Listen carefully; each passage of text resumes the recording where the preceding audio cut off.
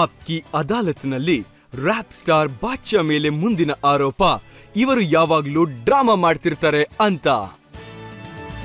ಈಗ ನೋಡಿ, ನೀವು ಯಾವ್ಯಾವ ತರ ಡ್ರಾಮಾ ಮಾಡ್ತೀರಾ ಅನ್ನೋದಕ್ಕೆ ನನ್ನ ಹತ್ರ ನಿಮ್ದೊಂದು ವಿಡಿಯೋ ಇದೆ. ಹೌದು. ಶಾರ್ಟ್ಸ್ ಹಾಕೊಂಡಿದ್ದೀರಾ, ಲಾಡಿ ಹೊರಗೆ ನೇತಾಡ್ತಿದೆ, ಒಂದು ಕಾಲಲ್ಲಿ ಒಂದು ಬಣ್ಣದ ಸಾಕ್ಸ್ ಇದೆ, ಇನ್ನೊಂದು ಕಾಲಲ್ಲಿ ಇನ್ನೊಂದು ಬಣ್ಣದ್ದು. ಈ ಡ್ರಾಮಾ ಜನತೆಗೆ ತೋರ್ಸೋಣ ಅನ್ಕೋತಿದ್ದೀನಿ ನಾನು.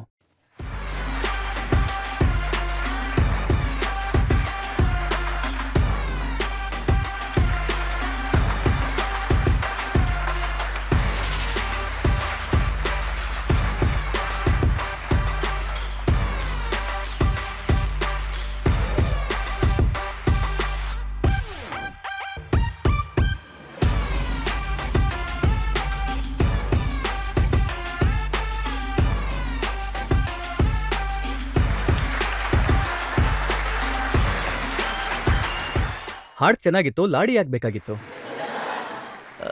ಸರ್ ಅದು ಫ್ಯಾಷನ್ನು, ಫ್ಯಾಷನ್ ಸರ್, ಅದು ಸಖತ್, ಅದು ಸಖತ್ತಾಗಿರುತ್ತೆ.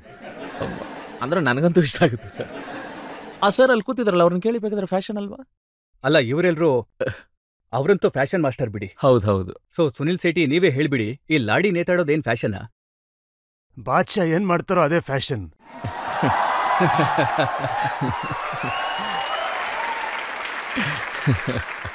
ಎಲ್ಲಕ್ಕಿಂತ ಜಾಸ್ತಿ ಚರ್ಚೆ ಆಗೋದು ನಿಮ್ಮ ಶೂಸ್ ಬಗ್ಗೆ. ಅದೇನ್ ಮಿಸ್ಟ್ರಿ ಅದು?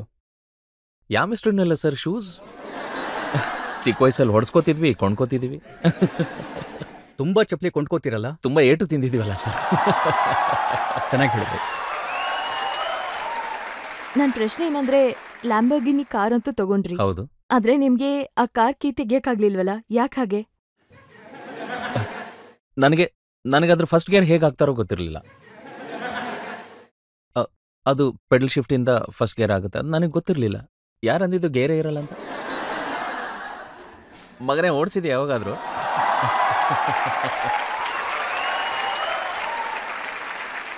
ಪರವಾಗಿಲ್ಲ, ತಗೋತೀಯ ಒಂದಿನ ಇನ್ಶಾಲ್ಲ. ಸೊ ಅದ್ರ ಬಗ್ಗೆ ನನಗೆ ಗೊತ್ತಿದ್ದಿಲ್ಲ ಹೇಗೆ ಹೋಗುತ್ತೆ ಅಂತ.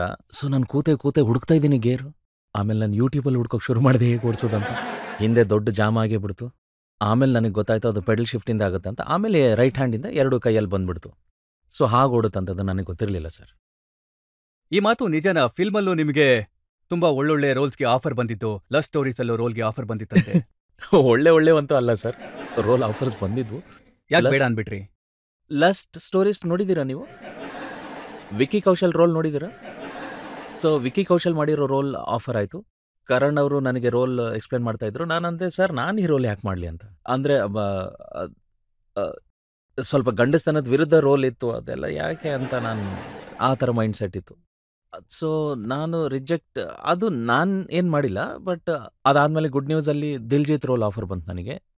ಬಟ್ ಅವಾಗ ಅಕ್ಷಯ್ ಅವರು ಇರಲಿಲ್ಲ, ರಾಜ್ಕುಮಾರ್ ರಾವ್ ಇದ್ದರು. ಆ್ಯಂಡ್ ಅವಾಗ ರಾಜ್ ಅವರು ನನಗೆ ಆಡಿಷನ್ಗೆ ಕರೆದ್ರು. ಅಲ್ಲಿ ದಿಲ್ಜಿತ್ ರೋಲ್ ಇತ್ತು. ಸೊ ಲವ್ ಸ್ಟೋರೀಸಲ್ಲಿ ಹಿ ಕುಡಂಟ್ ಸ್ಯಾಟಿಸ್ಫೈ ಹಿಸ್ ವೈಫ್, ಮತ್ತು ಇದರಲ್ಲಿ ಅವನಿಗೆ ಮಕ್ಕಳಾಗ್ತಿರಲ್ಲ. ಸೊ ನಾನು ಅನ್ಕೊಂಡೆ, ನನ್ನ ಮುಖ ನೋಡಿದ್ರೆ ಹಂಗೆ ಅನ್ಸುತ್ತಾ ಅಂತ. ಆಮೇಲೆ ಒಂದು ಸಿನಿಮಾ ಬಂತು, ಖಾನ್ದಾನಿ ಶಫಾ ಖಾನ. ಅದರಲ್ಲೊಂದು ರ್ಯಾಪರ್ ರೋಲ್ ಆಫರ್ ಬಂತು. ಅವನಿಗೆ ಎರೆಕ್ಟೈಲ್ ಡಿಸ್ಫಂಕ್ಷನ್ ಇರುತ್ತಂತೆ. ಸೊ ನನಗನ್ನಿಸ್ತು ನಾನು ಈ ರೋಲ್ ಮಾಡಬೇಕು ಅಂತ. ಆಗಲೇ ಈ ಜಿಂಕ್ಸ್ ಹೋಗ್ತಾವೆ ಅಂತ. ಸೊ ಈ ಥರ ಎಲ್ಲ ರೋಲ್ಸ್ ಬರ್ತಿದ್ವು ಸರ್.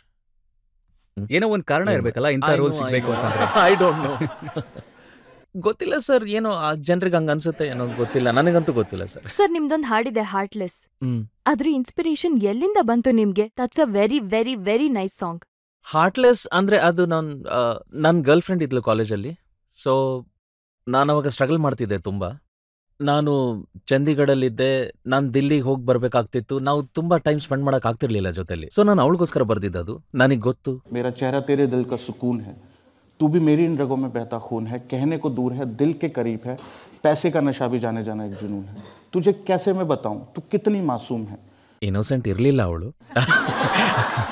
मुझे पता है तू है परेशान क्योंकि मेरी पहली एल्बम पिछले 2 सालों से कमिंग सून है, पर तू हिम्मत न हार, दिल छोटा मत कर, साथ मेरे चल मेरा हाथ पकड़ कर, आंखों में तू आंसू लेके सोया न कर, बेबी बादशाह की जान है तू रोया न कर.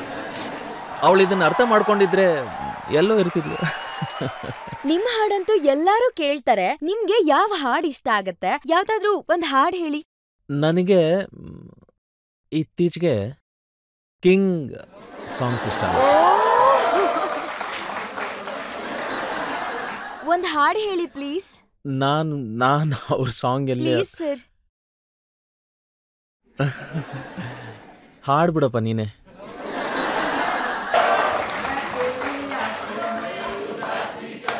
देख सकता नहीं खुश मैं रखूंगा सोनिया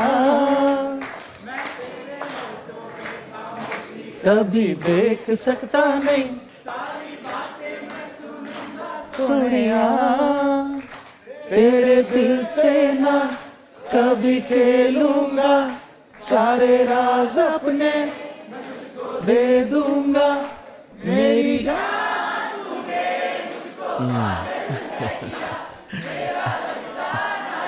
तेरी वजह तू मान मेरी जान